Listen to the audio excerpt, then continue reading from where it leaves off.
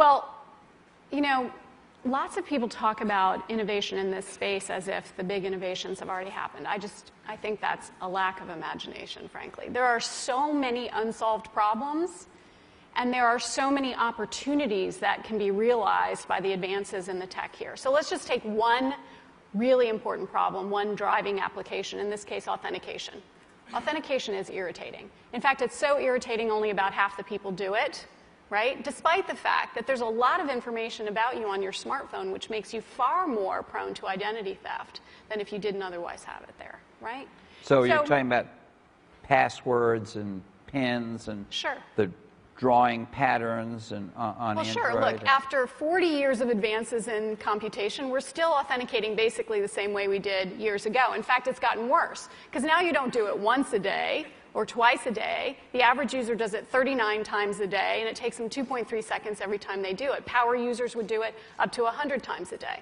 So what are we doing about that? Well, we're thinking of a whole variety of options for how you could do better at authentication. So you can start with nearer-term things like tokens or fobs that might have NFC or Bluetooth embedded in them. But you can also think about a means of authentication that you could simply wear on your skin every day for a week at a time, say an electronic tattoo.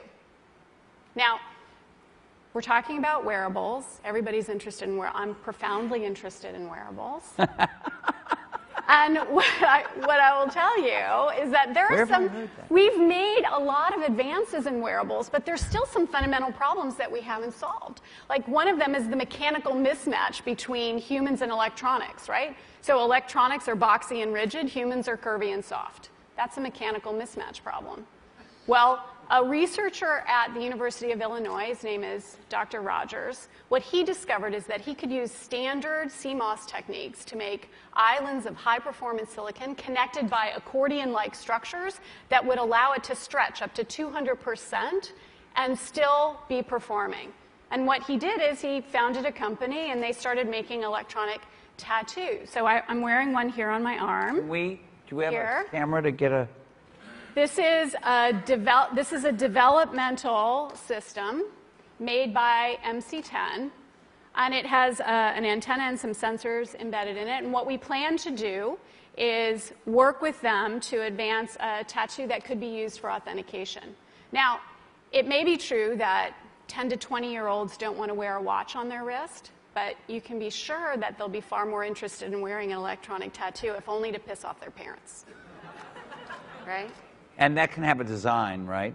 Because sure. They would certainly want some kind of cool design. Options, right? options. And that's something that you wear, but you could also imagine including authentication in just your daily habits. So I take a vitamin every morning. What if I could take vitamin authentication? What? Vitamin authentication. Look, I have one right here. Well, here, I'll let you hold it.